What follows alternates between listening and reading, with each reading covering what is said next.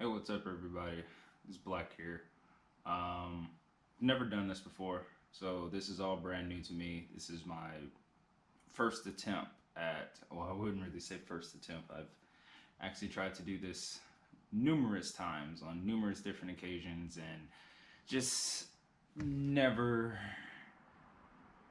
got the quality. So I'm pretty much just saying, balls to the walls. I will learn on the way.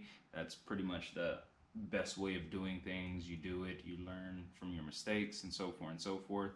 But if you guys been watching my channel, I've mainly made video games, and I've always talked about I always talked about doing car stuff and video stuff and just everything. And this is pretty much, like I said, my first attempt on trying to get into that particular aspect of it. The main reason why I'm doing this is because I recently started a new project. If you can't tell by the fenders here that are in the screen, I recently bought a motorcycle, and like, we're gonna go through this journey together of learning it. Gonna do sort of moto blog, gonna talk about some nerd stuff. It's just gonna be a collaboration of many different things, and simply apologize for the audio too, due to the fact that the GoPro has a audio adapter that apparently nobody sells. So I am currently looking for one, and whenever I get it, audio quality is definitely gonna go up through the roof. But as of right now, I only have the audio through the GoPro in itself, and it's not the greatest at all. But outside of that, let me cut some footage to my GoPro, taking footage of my motorcycle, my Yamaha MT-03. Wow, MT-03, MT-07. Holy crap! I don't even know the name of my own bike.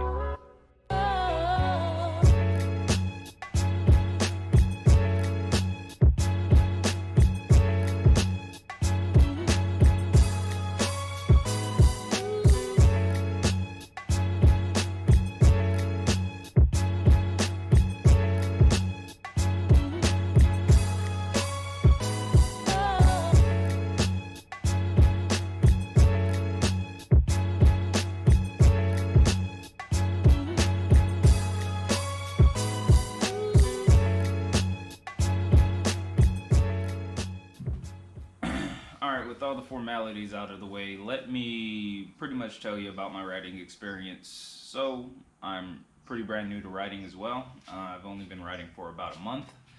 And yeah, that's pretty much it. I bought a bike, bought a 700cc bike, well, 685 if I'm correct, or 689, as my very first bike, MT-07 Yamaha, naked bike, upright.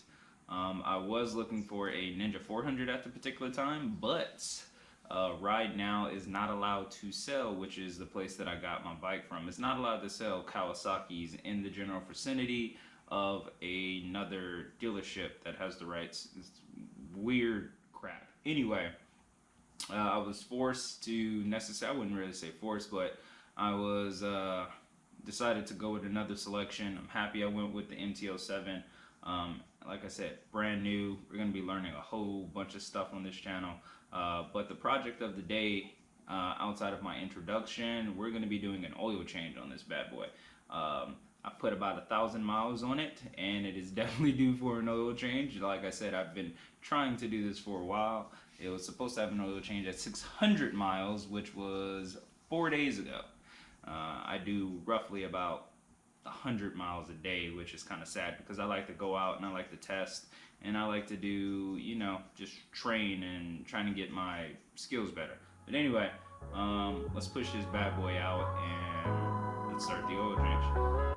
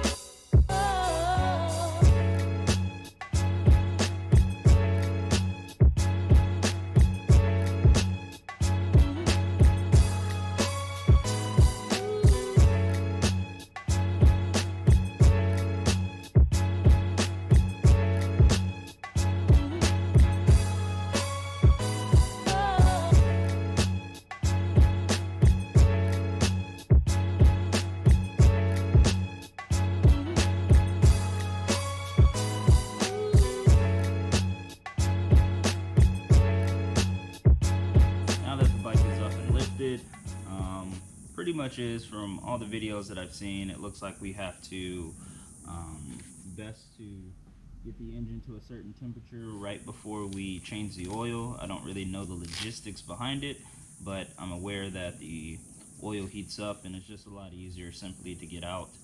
The oil that I will be using will be the Yamaha, Yamalube that I got from Amazon, and the filter is a K&N filter, which y'all guys will see as well. But in a sense is that the oil change is pretty simple. It's a standard, typical oil change. Drain it, fill it, replace it.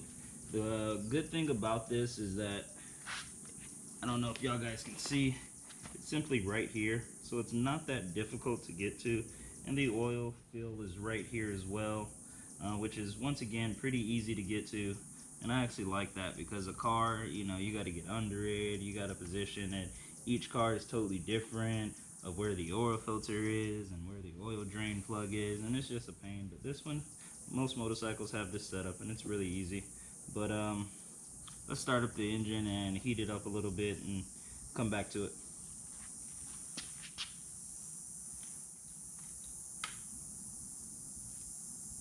Definitely make sure it's in neutral before you start this.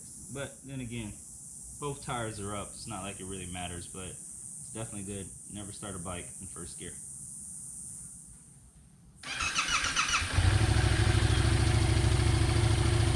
We're just gonna let it run for a little bit, get a temperature. I'll just keep it here.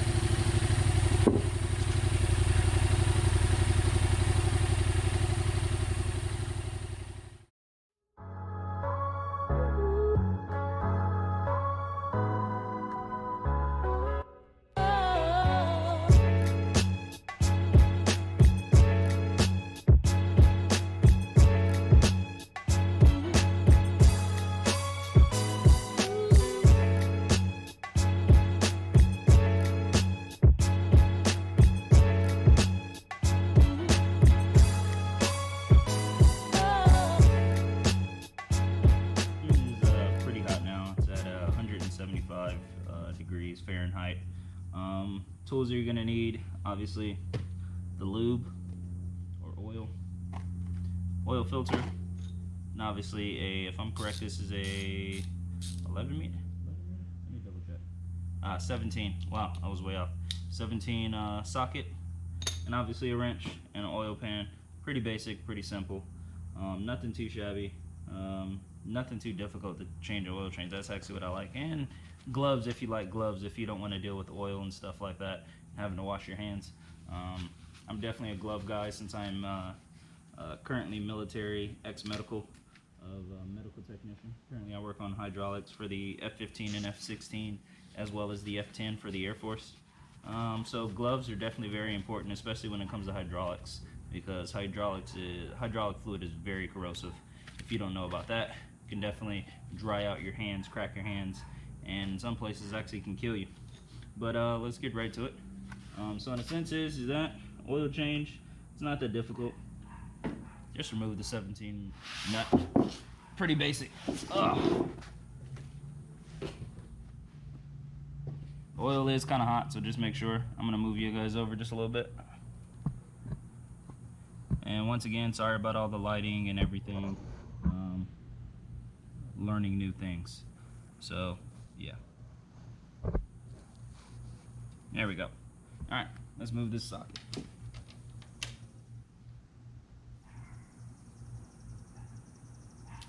There we go. Ah, wrong way. Righty tighty, lefty loosey. Oh my god, I may need a breaker bar for this. Oh my gosh. Oh, this is tough. Holy crap. I may definitely need a breaker bar for this, for sure. Which I did not bring and I did not buy. Let's come over here.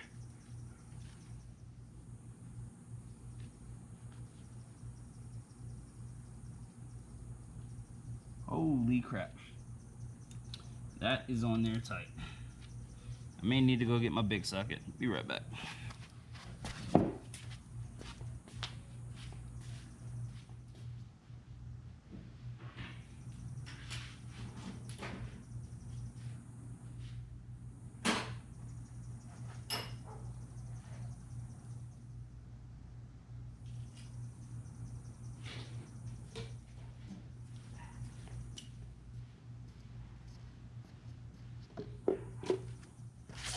I got my big boy.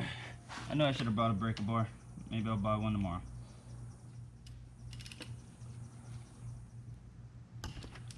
There we go. Just needed some more torque on it.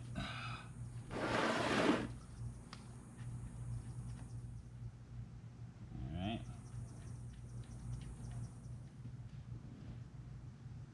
Let the oil drain out.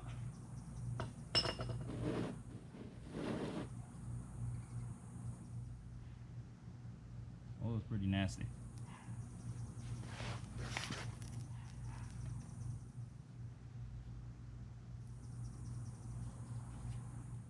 So in a sense is the reason why you want to do this stuff is, at least on the owner manual, is pretty much for the clutch in itself.